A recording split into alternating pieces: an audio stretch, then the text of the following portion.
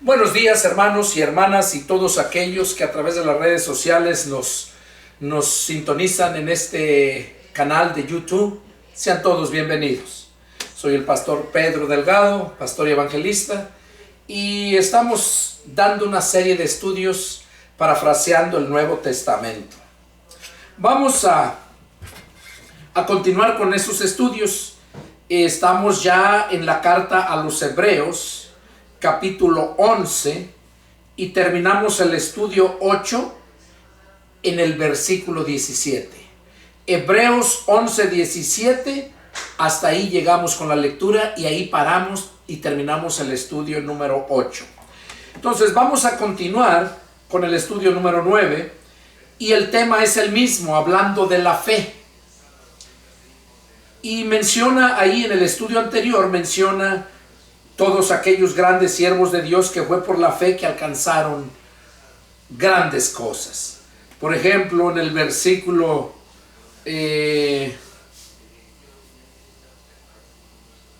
vemos en el versículo 16, dice, en el 15 dice, pues si hubiesen estado pensando en aquella ciudad de donde salieron, ciertamente tenían tiempo de volver, pero anhelaban una mejor, esto es, celestial, o sea, la ciudad celestial. Como decía el apóstol Pablo, que nuestra ciudadanía está en los cielos. No, aquí estamos de paso nada más. Y no nada más nosotros los cristianos, sino toda la humanidad. Toda la humanidad está de paso, porque esto va a ser destruido, esta tierra. Y nosotros los cristianos, los que creímos en el Evangelio y seguimos creyendo en el Evangelio, esos vamos a vivir en los cielos nuevos y la tierra nueva que miró Juan, que miró Pablo. Y los que no van a vivir por una eternidad en el lago de fuego. Dice que es en aquel lugar donde el fuego, el gusano de ellos no muere, o sea, el alma, y el fuego nunca se apaga. Es la eternidad. O sea que nosotros decidimos en este tiempo que estamos de paso aquí, ¿qué camino agarras? ¿El camino ancho o el camino angosto, de acuerdo a los evangelios? Entonces, el camino que escojas tú hoy es el que va a determinar tu futuro, donde pasarás la eternidad. Entonces ellos dicen que buscaban eso. Verso 17 dice, por la fe, es el tema de la fe. Por la fe Abraham, cuando fue probado, ofreció a Isaac, y el que había recibido las promesas ofrecía su unigénito. O sea, Abraham ya había fracasado cuando llegó a la tierra prometida. Recordemos que cuando llegó la prueba, que tuvo escasez, hubo hambre, él tuvo que regresar a Egipto y regresó con mentiras diciendo que su esposa era su hermana, aunque verdaderamente era su media hermana, ¿verdad? Aunque verdaderamente era su media hermana, pero no había pecado porque todavía no había ley. Y él dijo que era su hermana, pero para que no lo fueran a matar, para quitarle la mujer. Él dice, ahora veo que eres una mujer de hermoso parecer. ¿Hasta cuándo se dio cuenta que era hermosa? Entonces, falló, pero fue madurando. Y eso lo digo porque todos, absolutamente todos, cuando nacemos del Espíritu, en alguna manera le fallamos a Dios. Porque vamos creciendo, vamos aprendiendo, vamos madurando. Abraham es un ejemplo en todos los aspectos, tanto en la fe como en la debilidad. También fue débil. Él fue justificado por su fe. Y nosotros venimos a ser justificados también por la fe en Jesucristo. Él por la fe en Dios, porque le creyó a Dios. Ahora nosotros por la fe en Jesucristo. Y así como a Abraham le habló Dios y le creyó a Abraham, Así hoy te está hablando el Señor Jesús a través de mis labios con su palabra, y tú decides si atiendes o no. Y si tú te conviertes a Cristo, abres tu corazón, o sea, tu mente, y recibes la enseñanza que se está exponiendo aquí, entonces tú vas a venir a nacer de nuevo, del Espíritu. Entonces vienes a formar parte de la familia de Dios, vienes a ser hijo de Dios. Eso nos lo confirma el Evangelio de San Juan capítulo 1, versos 11 y 12, donde dice que a los suyos vino y los suyos no le recibieron, mas a todos los que le recibieron y a los que creen en su nombre, habla de dos, los que le recibieron en persona en aquel tiempo, y luego hay una coma y dice, y los que creen en su nombre, que somos ahora en este tiempo, se nos dio potestad de ser hechos hijos de Dios. Y cuando venimos a ser hijos de Dios, es como aquel niño que nace de la mamá. Allá en 2 Corintios 5, 17 dice, de modo que si alguno está en Cristo, nueva criatura es. Y como nueva criatura vamos a ir aprendiendo, vamos a ir cometiendo errores, pero vamos a ir madurando. Va a llegar el momento en que ya vas a caminar rectamente. Como decía Pablo, cuando era niño hablaba como niño, pensaba como niño, pero ahora que ya soy adulto, ya pienso ya con más sensatez y madurez. Entonces, aquí, cuando a Abraham se le pidió que ofreciera a su hijo, recordemos que era estéril su mujer y ya era vieja, Abraham ya era viejo, y pensaba que el mayordomo de él, nacido en su casa, que era de Damasco, él iba a heredarle, y le dijo a Dios que él no tenía prole, no tenía descendencia. Dice, ¿acaso me heredará este damaseno que nació en mi casa? Y fue cuando Dios le dijo que él iba a tener un hijo. A Sara, cuando se le dijo, se rió. Se rió no porque no creyó, sino que se le hacía imposible. Una cosa es que se te haga imposible y otra cosa es que no creas. Cuando tú crees a lo imposible, entonces tienes todo a tu favor, porque el que hace lo imposible es Dios. Tú nomás puedes hacer lo posible, lo que te está permitido hacer, porque tenemos limitaciones. Dice, por la fe Abraham cuando fue probado, ofreció a Isaac, ofreció a su hijo, cuando Dios le dijo que se lo ofreciera. ¿Y qué vemos ahí? Que pasó la prueba. Cuando ya estaba a punto de cortarle, degollarlo, ¿verdad? Dice la escritura que Dios le dijo, detente, no lo hagas.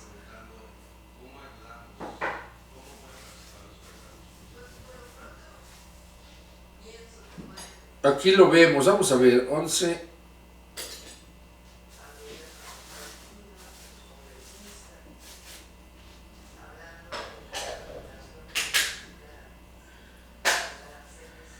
Fue cuando Dios le dijo a él, en la letra K, a ver.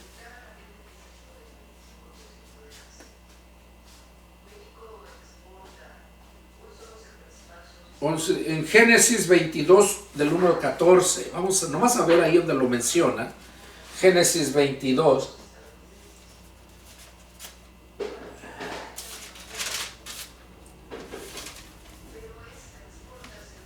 Del 1 al 14.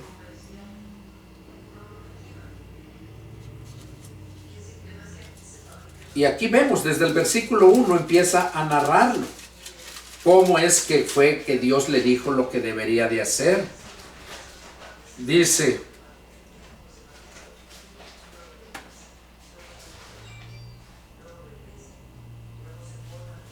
cuando Abraham lo llevaba, iban caminando, dice, en el verso 6, 22:6, dice, y tomó a Abraham la leña del holocausto y la puso sobre Isaac, su hijo. O sea, cuando llegaron al lugar donde Dios le dijo que lo sacrificara, todavía le cargó la leña a su hijo y la puso sobre Isaac, su hijo. Y él tomó en su mano el fuego y el cuchillo, y fueron ambos juntos. Tomó el cuchillo, tomó el fuego, dice, y fueron ambos juntos. Entonces habló Isaac a Abraham su padre y dijo: Padre mío. Él respondió: heme aquí mi hijo. Y él dijo: he aquí el fuego y la leña, mas ¿dónde está el cordero para el holocausto? Se le hacía raro que llevaban todo ya listo, pero no tenían el cordero para el holocausto, o sea, el sacrificio. Y respondió a Abraham: Dios se proveerá del cordero para el holocausto. Oiga, no nada más estaba hablando por hablar, para, como dicen, nomás dándole aviada o dándole la píldora, como dicen en el mundo, ¿no? Cuando él le dijo esto, es porque él creía que Dios podía hacer grandes maravillas. Y solamente le dijo: Dios se proveerá de cordero para el holocausto. Dios se proveerá, hijo mío. E iban ambos, iban juntos.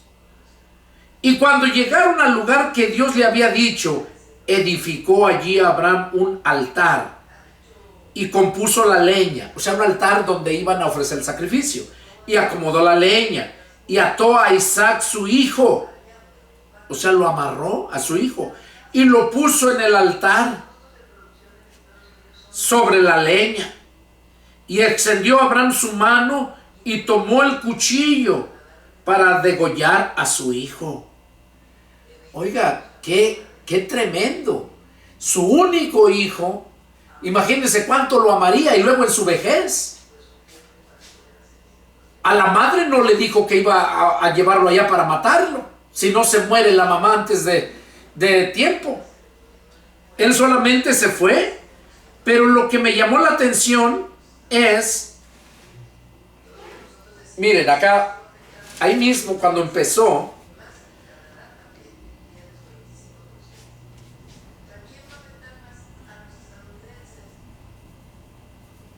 en el verso 5, miren lo que Abraham, ya cuando llegaron al lugar, porque llevaba siervos también, o sea, criados, que fueran con él, y dice que cuando llegaron al lugar, Abraham vio el lugar de lejos que le había mostrado Dios, y ya no llegó con todos ellos, sino antes de llegar, se quedó. Y en el verso 5, miren lo que les dijo a los criados.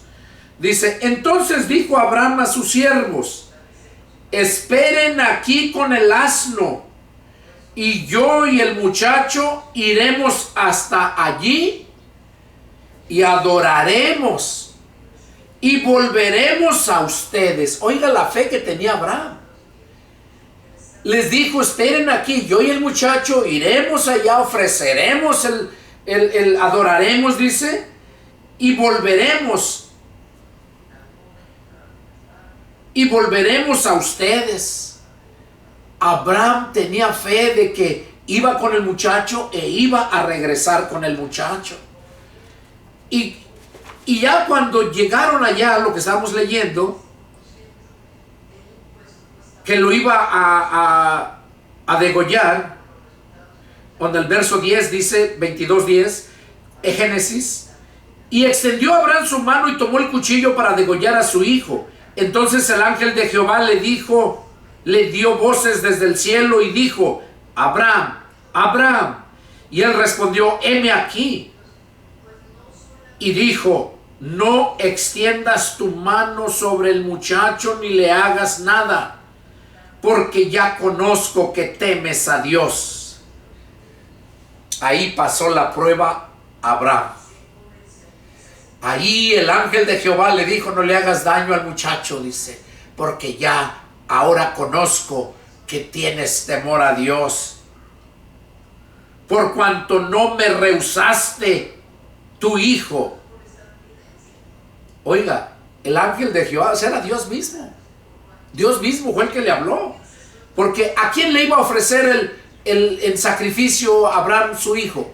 ¿No a Dios? Él le dijo que lo llevara y se lo ofreciera a él en sacrificio. Entonces, cuando dice que el ángel de Jehová,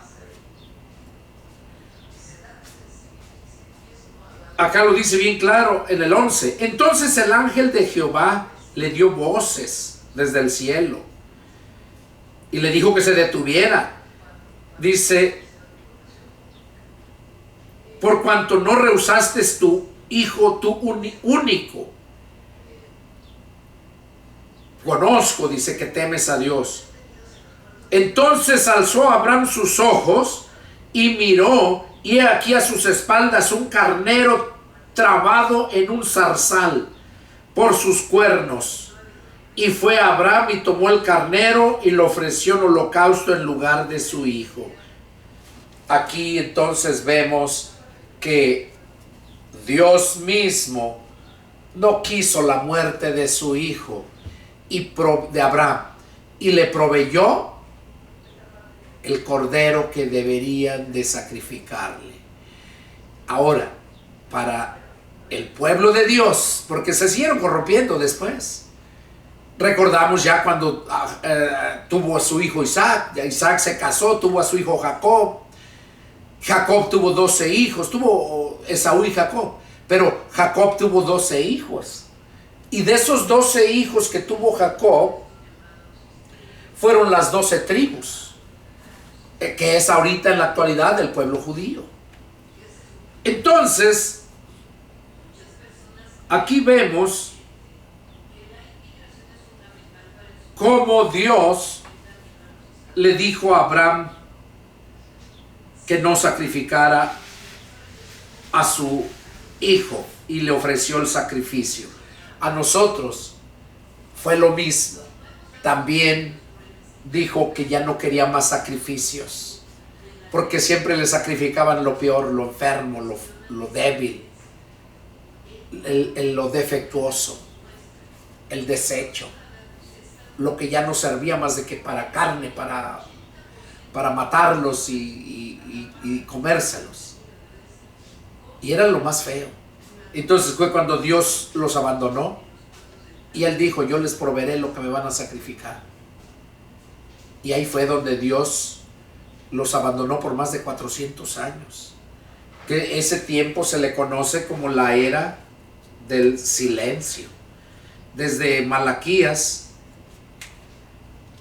cuando termina Malaquías, ahí empieza el evangelio de Mateo. Pero en ese lapso hubo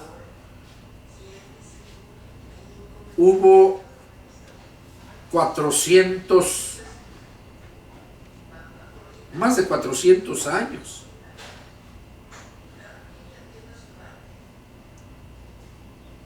Entonces,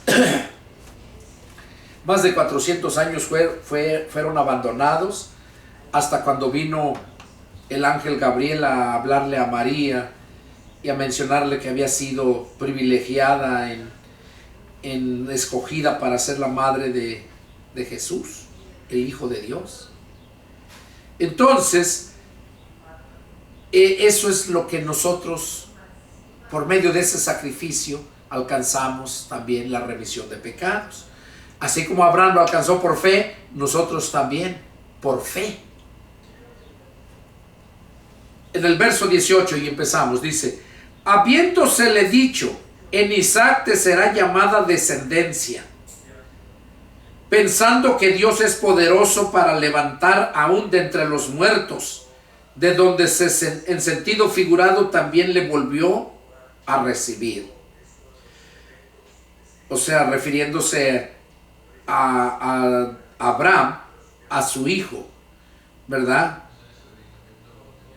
Porque se le había dicho que en Isaac le iba a ser llamada descendencia.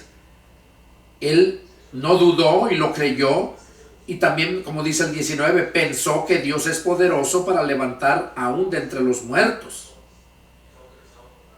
Y eso fue lo que hizo, levantó de entre los muertos a Jesús. A Isaac no hubo necesidad, porque Abraham mostró su fe, y ya no hubo necesidad del sacrificio. Pero nosotros sí hubo necesidad de sacrificio, porque ahora nuestra fe es en ese sacrificio. En ese sacrificio es la fe. Y primero fue ofrecer el sacrificio por fe. Por fe, por creerle a Dios. O sea, por fe era por fe iba a ofrecer ese sacrificio. Nosotros, por la fe en ese sacrificio, por creer en ese sacrificio, adquirimos la fe, que es la salvación, por la fe en Jesús. Por la fe bendijo Isaac a Jacob y a Esaú respecto a cosas venideras. Por la fe Jacob, al morir, bendijo a cada uno de los hijos de José y adoró, apoyado sobre el extremo de su bordón. Por la fe José, al morir, mencionó la salida de los hijos de Israel y dio mandamiento acerca de sus huesos. O sea, por fe, José, que estaba de esclavo en Egipto, ¿verdad?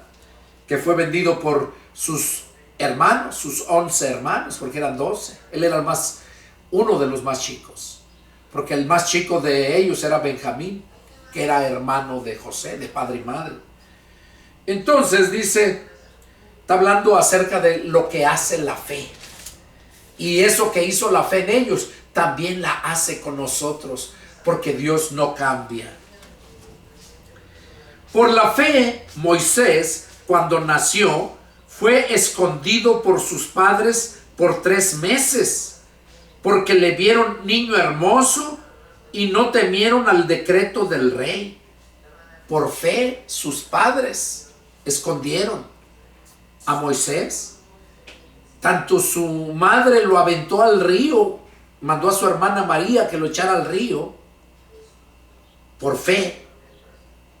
Y por fe fue que lo guardaron. La hija de Faraón lo tomó como si fuera hijo de ella, por la fe. Y dice,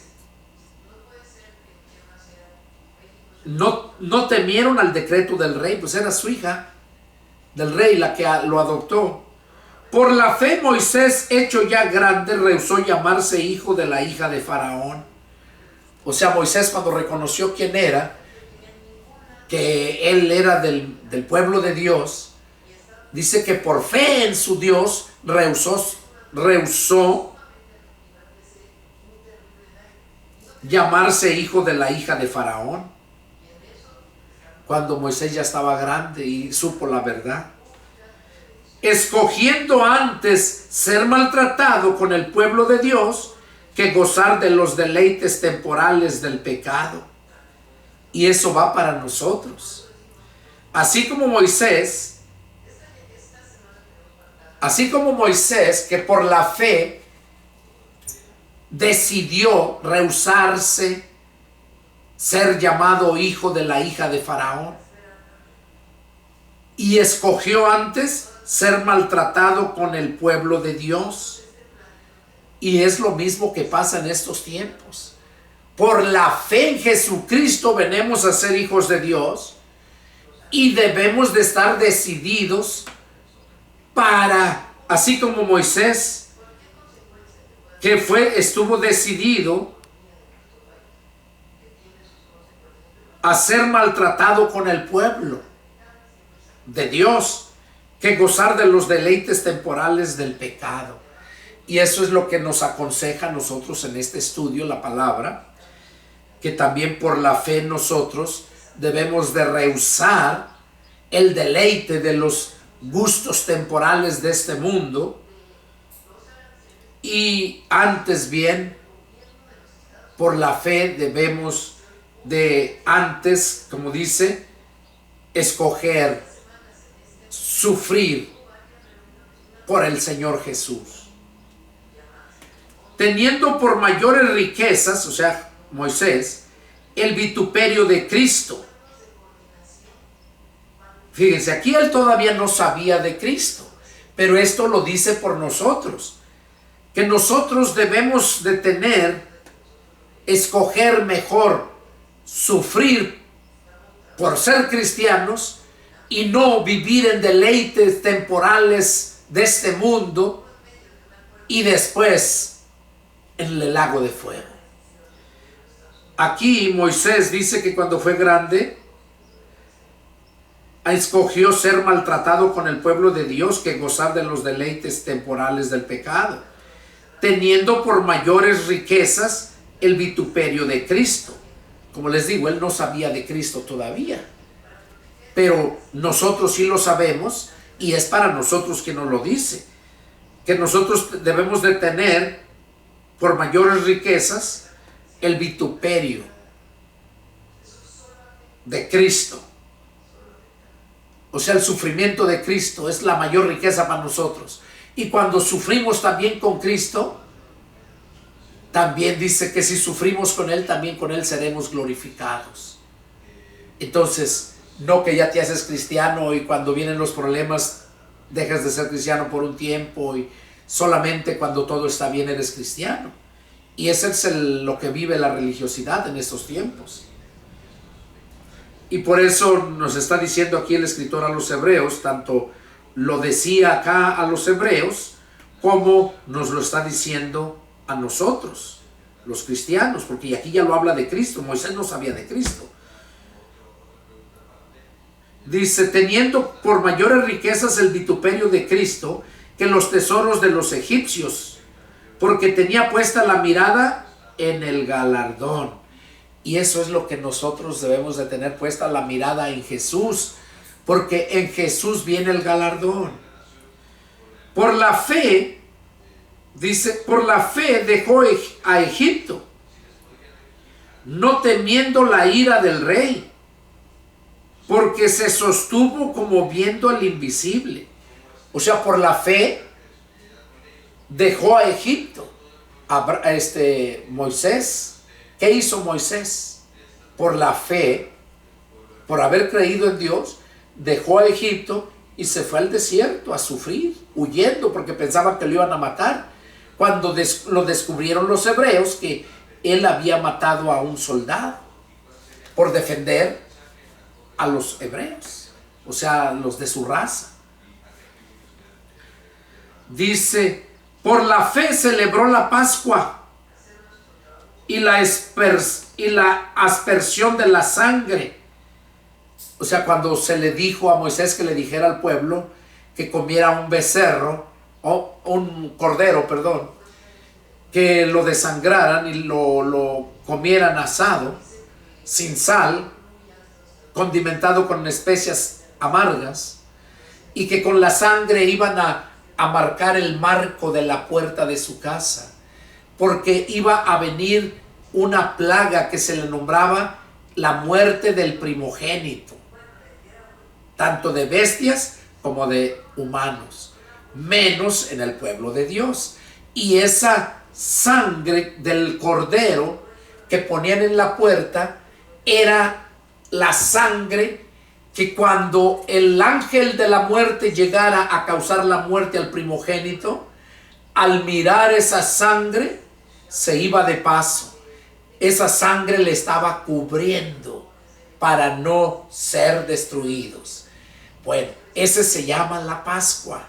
Por eso a Jesús se le conoce como el Cordero Pascual, que su sangre nos quita el pecado, nos lava de todo pecado, la sangre de Cristo. Y es lo que está diciendo aquí, por la fe celebró la Pascua. Ahí fue cuando se inició la Pascua. Y sigue hasta ahora en el tiempo presente. Nosotros debemos de celebrar la Pascua. ¿Cuál es la Pascua? Cristo. Nosotros celebramos que ese sacrificio y esa sangre es la que nos libra de la muerte, así como libró a su pueblo cuando estaba de esclavo en Egipto, cuando llegó a liberarlo. Así Cristo vino a liberarnos, y cuando nos escudamos con esa sangre es cuando nos hace libres de la muerte. ¿Por qué? Porque antes de eso estamos de esclavos del pecado, como dice allá en Juan 8:31 en adelante, ahí lo habla. Somos esclavos del pecado y Jesús vino a libertarnos del pecado.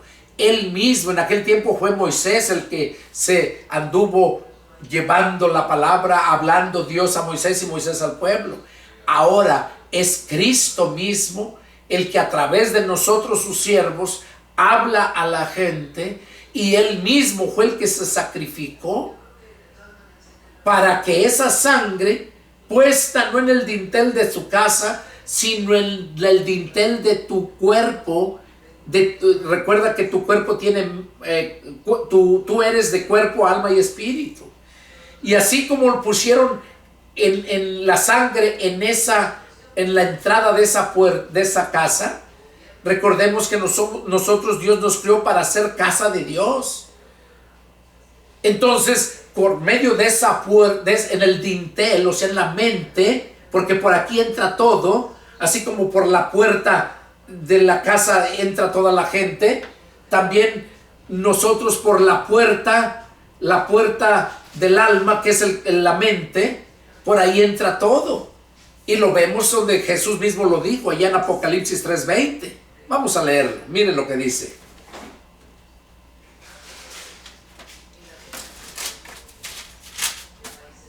Miren lo que dice Apocalipsis 3:20, está hablando el Señor Jesús. He aquí yo estoy a la puerta y llamo. Si alguno oye mi voz y abre la puerta, entraré a él. Oiga, si alguno oye mi voz y abre la puerta, entraré a él y cenaré con él y él conmigo. Recordemos que nosotros somos casa de Dios. Jesús viene y toca la puerta. ¿A qué se está refiriendo? Que te da el entendimiento en tu mente, toca tus emociones, te hace entender, y es cuando viene el arrepentimiento, el quebrantamiento y el arrepentimiento. Por eso dice, yo estoy a la puerta y llamo. Si alguno oye mi voz, o sea, que escuches la palabra, porque la palabra es la que te va a llevar a entregarte a Cristo. La palabra. En aquel tiempo era la palabra también profetizada por los mismos profetas, válgame la redundancia, por los mismos profetas era dada la palabra, y esa palabra era la que los iba a guiar. Esa palabra dada por Dios a Moisés se le nombraba la ley, y esa ley, que era la palabra, era la que los llevaba a Cristo. Y ahora es lo mismo. Esta palabra de Cristo, los evangelios, son los que te llevan a Él, a Cristo. Cuando escuchas que te están tocando tus emociones, que te están abriendo el entendimiento, es cuando se te está tocando tus emociones, como te digo, y es cuando abres la puerta, o sea, decides creer y confesarlo al Señor Jesús como tu Señor. Porque son dos cosas las que se necesitan: creer y confesarlo. Muchos nada más lo creen, pero nunca verdaderamente lo han confesado de corazón. Porque si ya lo hubieran confesado de corazón, no fueran gente religiosa, fueran gente libre. La Biblia dice que a libertad fuimos llamados y que no nos hagamos esclavos de los hombres. Toda persona empieza por una religión, toda.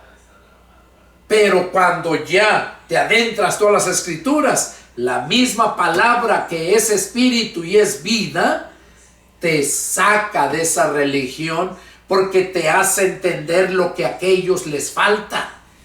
Y todas, no una, todas. Entonces, es la palabra la palabra es la de Cristo cuando nos empieza a hablar. Como te digo, habla tus emociones. Y es cuando tú abres la puerta. Es lo que dice Apocalipsis 3:20. Yo estoy a la puerta y llamo. O sea, está afuera. Está tocando la puerta. Él quiere entrar en ti. Y Él quiere entrar en ti. ¿Para qué? Para darte vida. Pues yo estoy a la puerta y llamo. Si alguno oye mi voz y abre la puerta, entraré a Él. A Él, o sea, dentro de la persona. Él quiere entrar para estar en ti, no en tu panza, no en tus tripas, no en tu sangre. para estar en tu mente, que en tu mente es el corazón de tu alma y esa es la que gobierna, tu mente es la que gobierna todo tu cuerpo, todas tus emociones, tu mente es la que gobierna. Y por esa razón ese es el corazón del alma y eso es lo que quiere Cristo, que le entregues tu corazón, o sea, que le entregues el control de mando, que es tu mente. Ese es el corazón. Ahí es donde Cristo quiere entrar. Y cuando Él entra, dice, entraré a Él. Y cuando Él entra, dice, y cenaré con Él y Él conmigo. ¿Qué quiere decir? Que vas a estar satisfecho tú y va a estar satisfecho Él.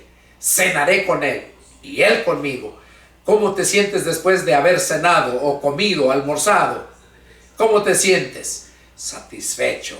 Y que si alguien te invita a otra cosa, no, hermano, no, carnal, no, mamá, estoy lleno, vengo lleno. La Biblia dice que en Cristo estamos completos. En Cristo estamos completos. A ver si lo hallo.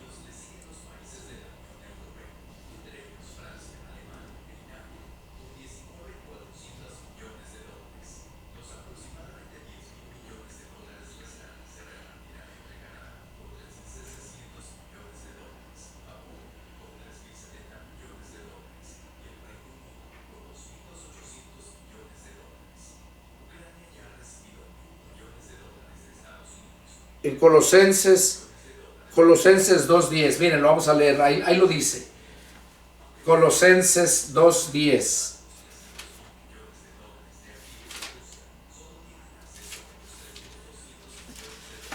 Aquí lo dice. Dice Colosenses 2:10. Dice el verso 9. Porque en Él, o sea, en Cristo, habita, o sea, está ahí, corporalmente, o sea, literalmente, toda la plenitud de la deidad. En Cristo habita, o sea, está viviendo en Él, corporalmente, literalmente, toda la plenitud de la deidad. Deidad quiere decir poder, todo el poder. Y ya Mateo 28:19 lo dice bien claro. Toda potestad me ha sido dada en el cielo y en la tierra.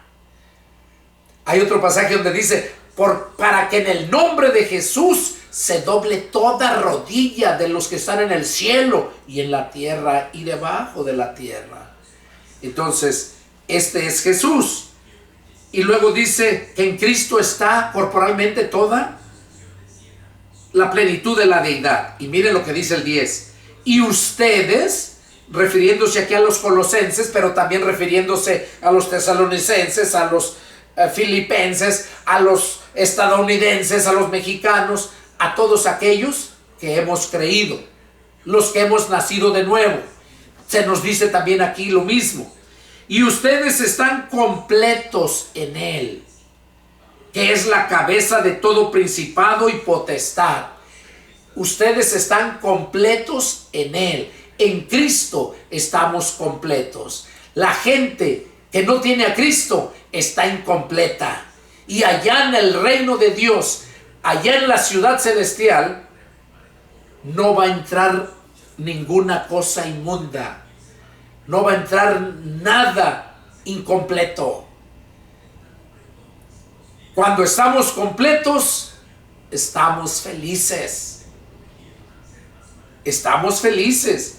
Y un ejemplo, nomás dicho sea de paso.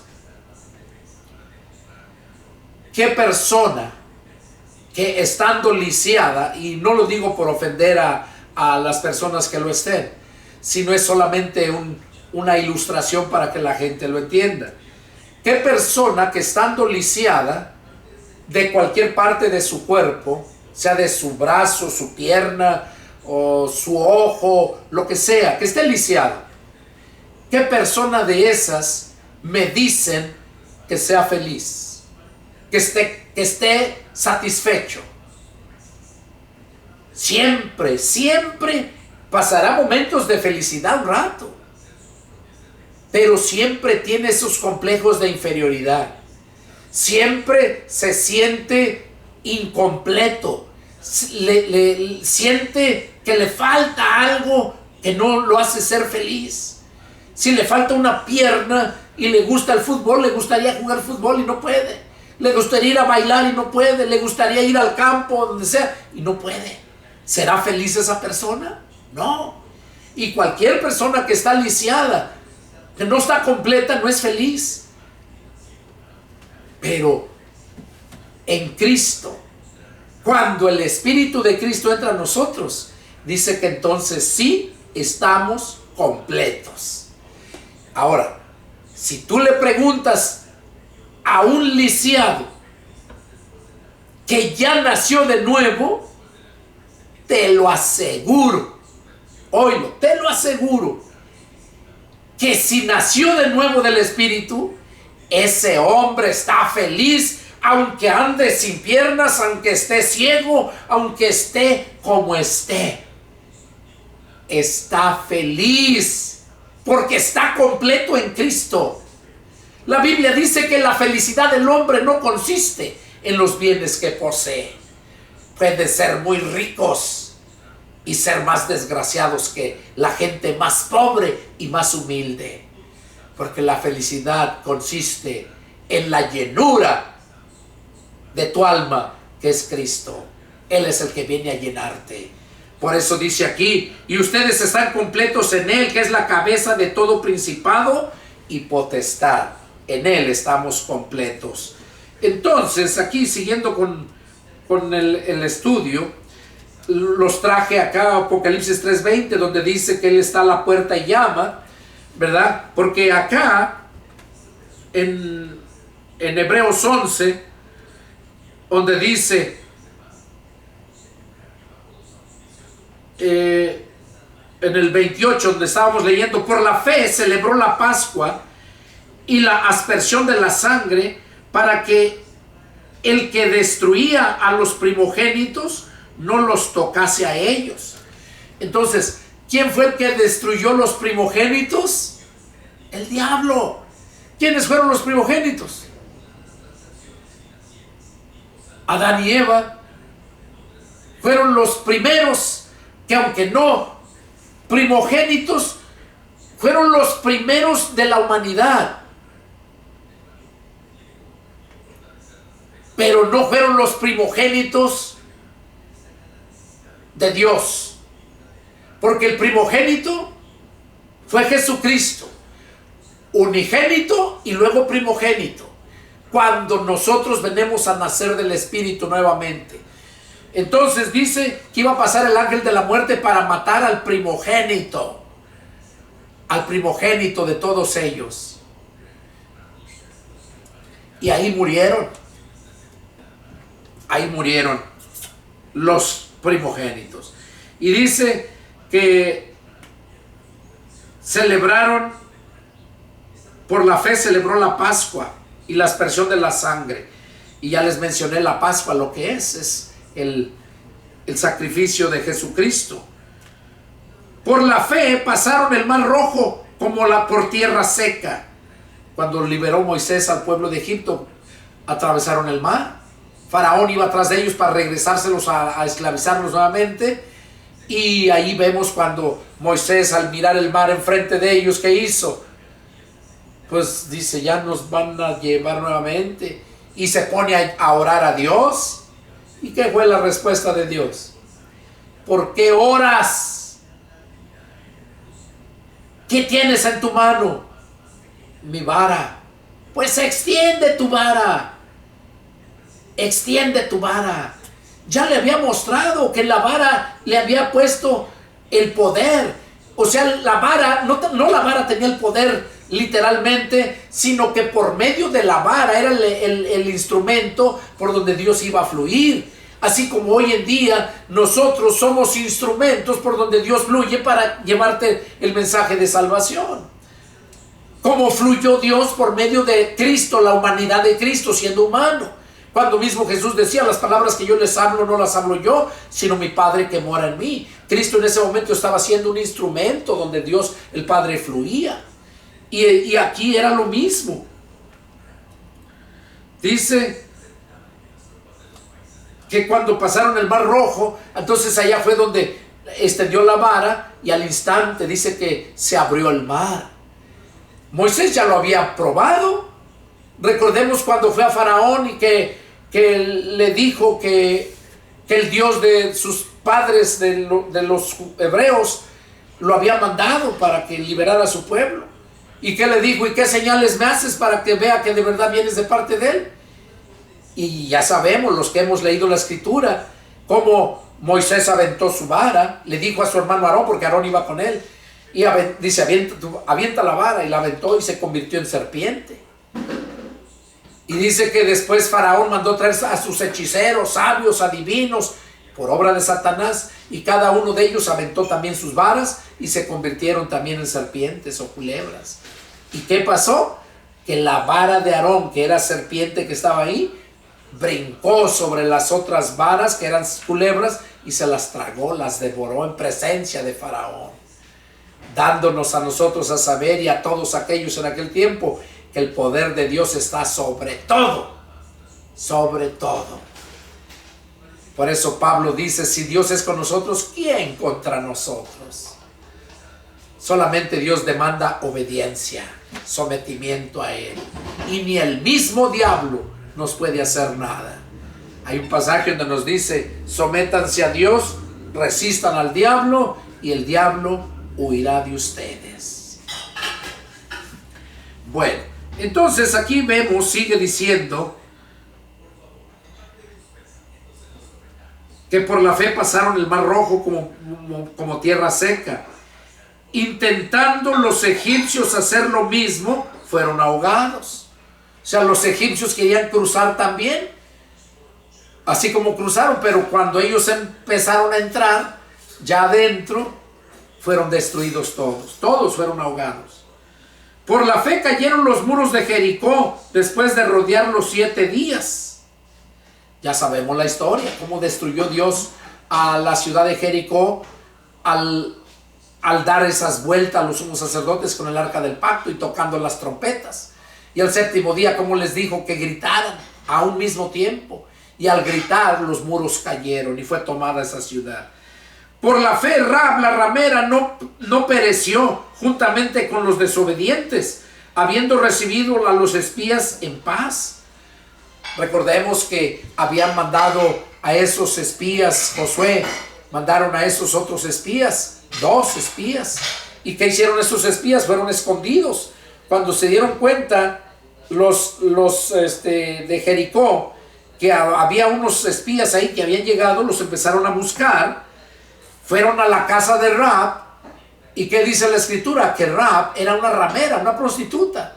Ellas ahí iban y se metían con ella. Entonces, ¿qué hicieron? ¿Qué hizo Rahab? Rahab ya había oído del pueblo de Dios, el poder que tenía y todo lo que venía haciendo. Cuando los de Jericó tenían miedo, también ya habían oído de la grandeza del Dios de los hebreos. Ya habían oído. Entonces Rahab también ya había llegado a oídos de ella. Y cuando supo que esos 2 eran espías y eran del pueblo hebreo, del pueblo de Dios, ¿qué hizo? Dice que los escondió. Y ya cuando se iban, les pidió que le prometieran que no iban a destruir a nadie de su familia por el favor que ella les había hecho. Y ahí aquellos 2 siervos de Dios, y digo siervos de Dios porque solamente Dios escucha a sus siervos, fue lo que dijo: lo que ates en la tierra será atado en el cielo, lo que desates en la tierra será desatado en el cielo. Ahí estos 2 le prometieron a Rahab que ninguno de su familia iba a perecer. ¿Y qué fue lo que le dijo? Solamente tráelos aquí, mételos aquí y no salgan, oigan lo que oigan. Porque si salen, quedamos libres de este juramento. Y le dijo: y pondrás este listón en tu puerta, allá donde se viera, porque representaba la sangre del cordero el cordero de la Pascua que ya habían tomado ellos antes de salir de Egipto, representaba para que el ángel de la muerte, que iba a traer muerte a todo el Jericó, pasara por alto también esa casa. Y que vemos que verdaderamente puso ese listón de rojo, color grana, dice rojo. Y cuando ya gritaron en el séptimo día, tocaron las trompetas y gritaron todo el pueblo hebreo a una sola voz, dice que todas las muros cayeron, menos el muro de la casa donde estaba Rahab la ramera. Ahí no cayó. Entonces vemos que Dios es fiel a sus promesas. ¿Y qué hizo Rahab? Desde entonces siguió al pueblo de Dios. De ahí. Y si analizamos la genealogía de Rahab, de esa genealogía de Rahab, de ahí vino el Señor Jesucristo. Es un estudio corto, no tengo tiempo para exponerles todo, pero les invito a que escudriñen las Escrituras. Y ahí se van a dar cuenta. Si fuera una predicación sería diferente, pero es un estudio donde te estoy exponiendo la palabra solamente, para que la entiendas. Entonces Rahab la ramera siguió al pueblo de Dios por fe. Ella fue salva por fe en el Dios de Abraham, el Dios de Isaac y el Dios de Jacob. Y nosotros somos salvos por fe en el Señor Jesucristo, por el sacrificio. Y por eso es el tema de este capítulo, de este estudio, la fe, y que abarca, son casi 2 capítulos lo que habla la fe. Seguimos.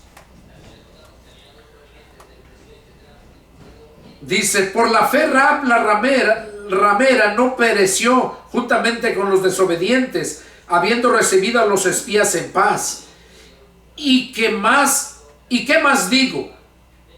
Porque el tiempo me faltaría contando de Gedeón y de Barak, de Sansón, de Jefte, de David, así como de Samuel y de los profetas, que por fe conquistaron reinos, hicieron justicia, alcanzaron promesas, taparon bocas de leones. Todo esto fue por fe. Daniel, por su fe, no fue devorado por los leones. Sadrach, Mesach y Abednego, por su fe, no fueron consumidos en el horno de fuego. Y es lo que está hablando aquí.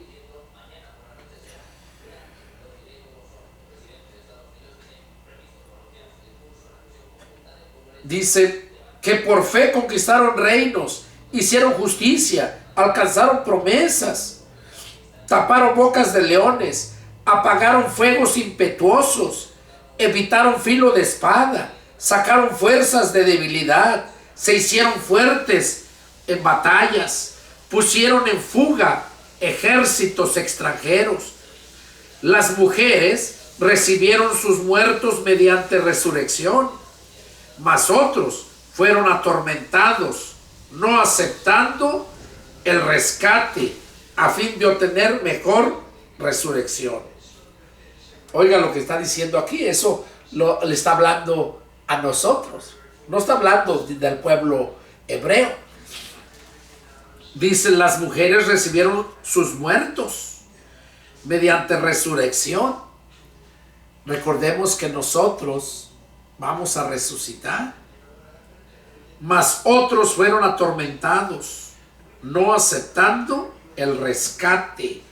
¿Cuál es el rescate de nosotros? El sacrificio y la sangre de Cristo.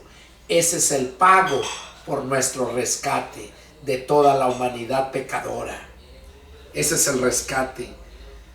Y aquí es lo que está hablando de aquellos que no recibieron el rescate. No van a tener la resurrección. Otros experimentaron vituperios y azotes Y a más de esto, prisiones y cárceles. Ahí era Pablo, esto se refiere a Pablo, lo que pasó a él y los demás apóstoles. Y discípulos también, profetas. Ya vemos a Esteban, cómo murió, ¿verdad? Apedreado. Dice, fueron apedreados, aserrados, puestos a prueba, muertos a filo de espadas, anduvieron de acá para allá, cubiertos de pieles de ovejas y de cabras, pobres, angustiados, maltratados, de los cuales el mundo no era digno, errando por los desiertos, por los montes, por las cuevas y por las cavernas de la tierra. Y todos estos, aunque alcanzaron buen testimonio mediante la fe, aunque alcanzaron buen testimonio de la fe, dice,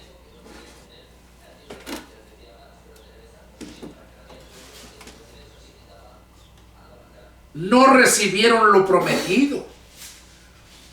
O sea, todos ellos, aunque alcanzaron buen testimonio de la fe, no recibieron lo prometido. O sea, ¿por qué es que no recibieron lo prometido? Porque todavía no es tiempo.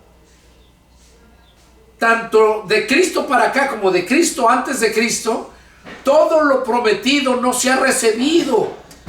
Eso se va a recibir cuando estemos allá ante el tribunal de Cristo. Allá vamos a recibir todo, tanto los del Antiguo Testamento como los del Nuevo Testamento, porque por eso ha sido predicado el Evangelio a los muertos, dice la palabra.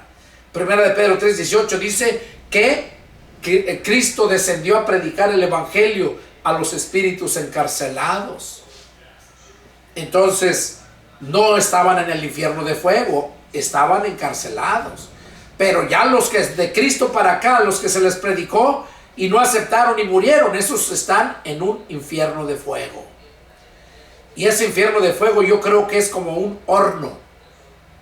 Porque dice la Escritura que el mismo infierno de fuego va a ser lanzado, incluyendo al ángel de la muerte e incluyendo a todos aquellos que no obedecieron al Evangelio. Dice que van a ser lanzados al lago de fuego. O sea, el mismo infierno de fuego, los que van ahí son temporal. Ya no se salvan, están perdidos, pero están ahí temporalmente para ser lanzados al infierno, al lago de fuego. Los que están en el paraíso, las almas que están en el paraíso, no están ahí para siempre, están ahí temporalmente.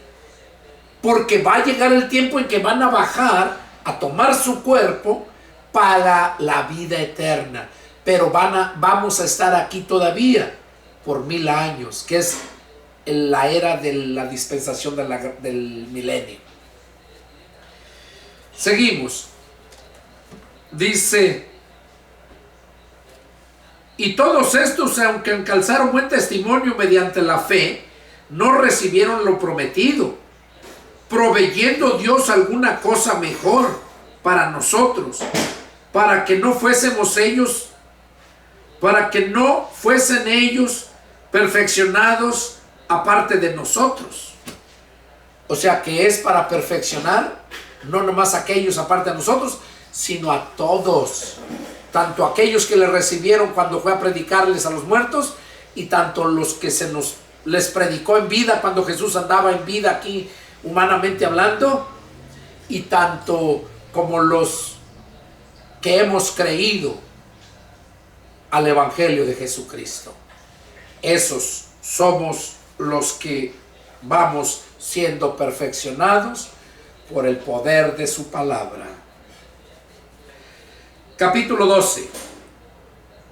Por tanto, nosotros, ahí hablando a nosotros, también teniendo en derredor nuestro tan grande nube de testigos, despojémonos de todo peso y del pecado que nos asedia, y corramos con paciencia carrera que tenemos por delante.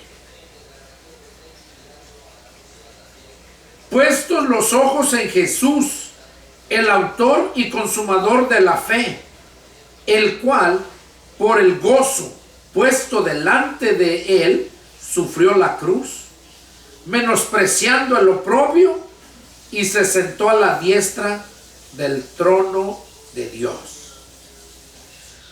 Aquí nos está recomendando a nosotros el escritor a los hebreos, tanto a los hebreos como a nosotros. Por tanto, nosotros también, teniendo en derredor nuestro tan grande nube de testigos, como cristianos, el mundo nomás nos está asediando, viendo qué es lo que hacemos, y ellos son testigos. Dice, teniendo alrededor nuestro tan grande nube de testigos, despojémonos de todo peso, o sea, todo lo que te estorbe para caminar en obediencia a Cristo. Despojémonos de todo peso. Y luego también dice, y del pecado, porque el pecado es un peso también, y del pecado que nos asedia, y corramos con paciencia la carrera que tenemos por delante.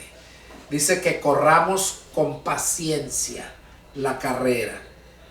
O sea, no que te vayas corriendo matando, sino que vayas avanzando y paciente, con paciencia. Puestos los ojos en Jesús. Si tú vas caminando esa carrera pero no tienes los ojos puestos en una meta, pues no vas a llegar a ningún lado, porque no tienes una meta. Pero los cristianos, los que hemos nacido del Espíritu, tenemos una meta, que es Jesús. Puestos los ojos en Jesús, el autor y consumador de la fe, el cual, por el gozo, dice que por el gozo Jesús vino, y por el gozo de salvarnos, por el gozo de venir a darnos esas buenas nuevas, dice, sufrió el oprobio, o sea, sufrió el desprecio. Y es lo mismo que pasa cuando nosotros andamos predicando el evangelio, que andamos en ciertos lugares. No nos quieren, mucha gente no nos quiere, nos desprecia. Y tienes que dejarlos, apartarte. El Señor dice que no estés rogándoles. Donde no te reciban, salte de esa casa, salte de esa ciudad, y sacúdete hasta el polvo de tu calzado. Entonces, aquí lo que está diciéndonos, que Jesús sufrió el oprobio.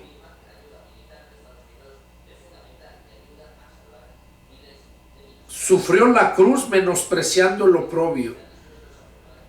Sufrió la cruz, o sea, el sufrimiento que pasó en la cruz.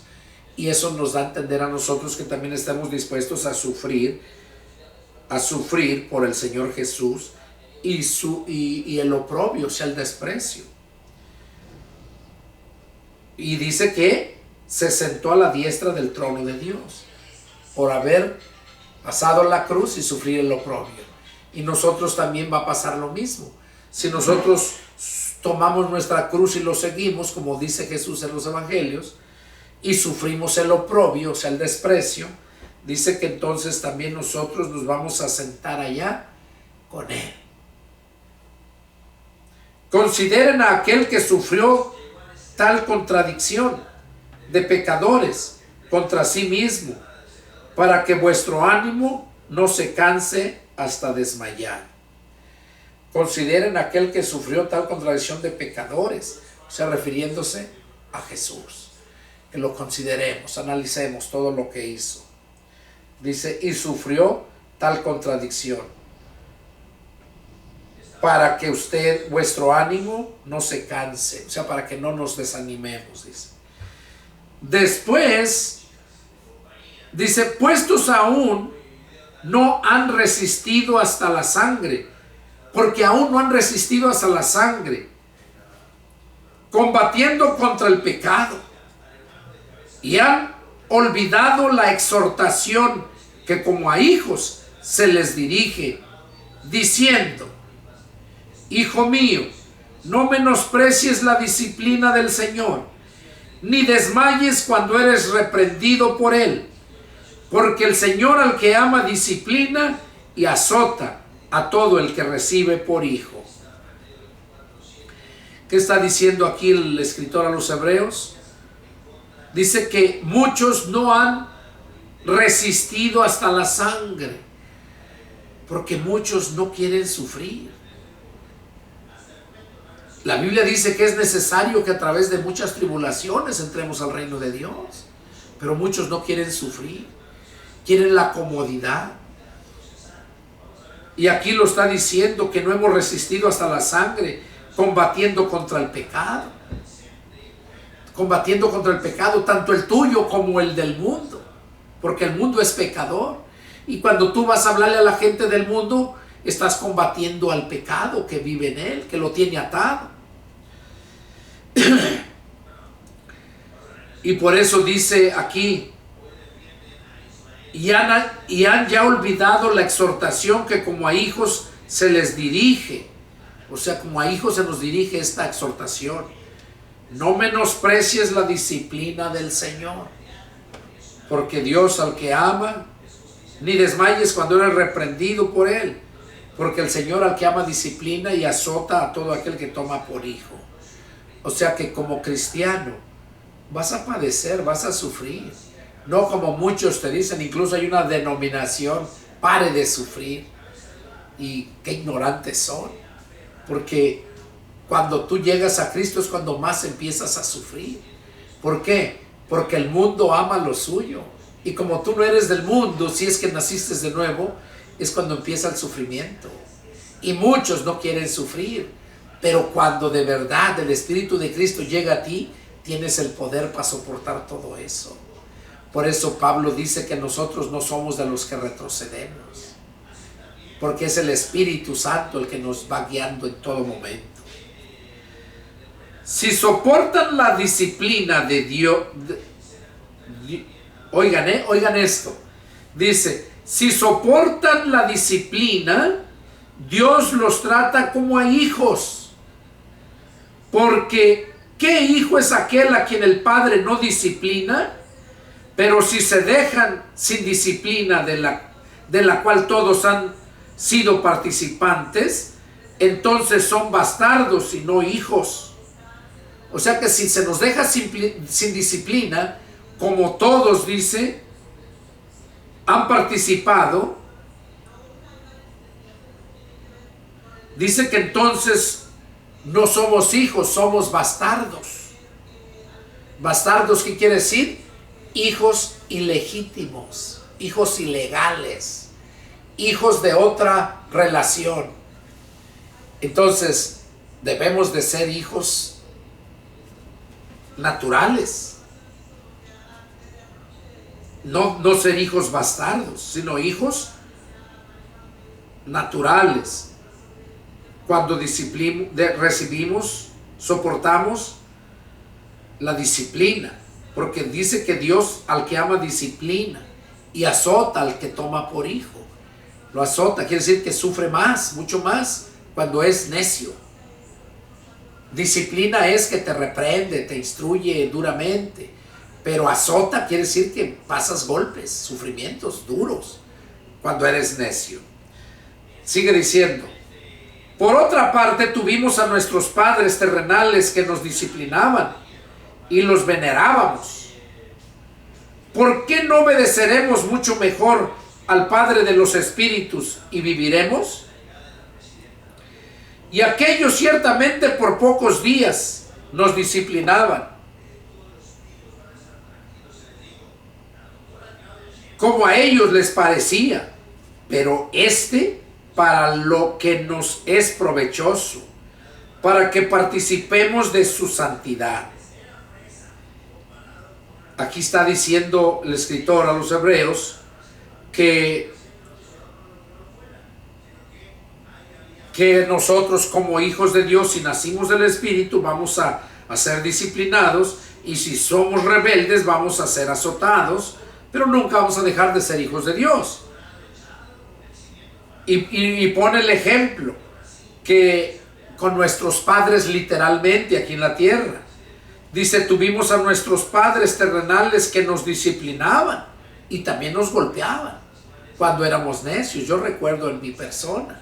A mí, mi padre falleció cuando yo iba a cumplir 16 años. Todavía no los cumplía.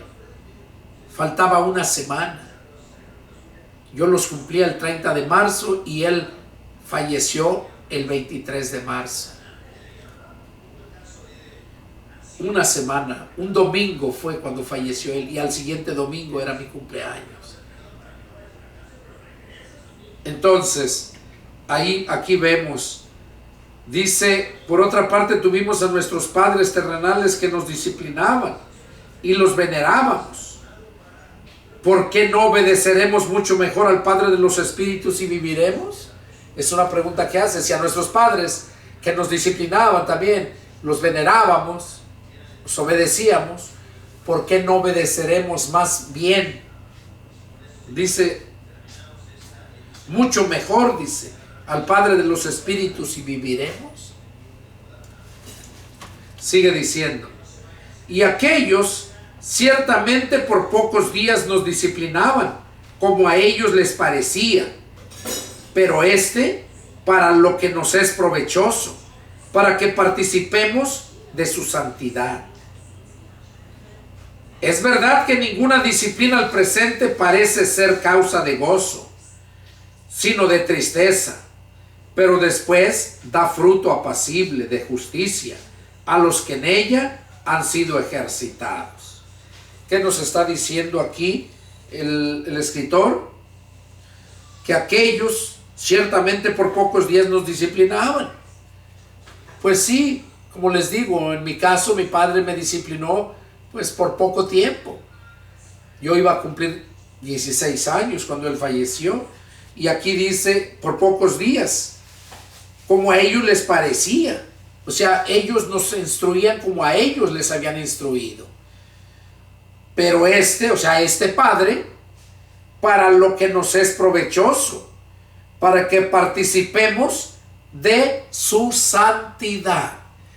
Este Padre, o sea, Dios nuestro Padre, para lo que nos es provechoso, para que participemos de su santidad. O sea, del lugar donde Él está, donde no hay maldad. No hay nada de maldad. Ese es el lugar donde Dios habita. Y ahí quiere llevarnos en un lugar y ponernos en ese lugar que ya tiene preparado. Cielos nuevos y tierra nueva. Sigue diciendo en el verso 11. Es verdad que ninguna disciplina al presente parece ser causa de gozo, sino de tristeza, pero después da fruto apacible de justicia a los que en ella han sido ejercitados. O sea que es verdad que ninguna disciplina al presente es buena, pero ya después, cuando pasa el sufrimiento, analizamos y nos damos cuenta entonces que verdaderamente nos disciplinaban para nuestro propio bien. ¿Por qué?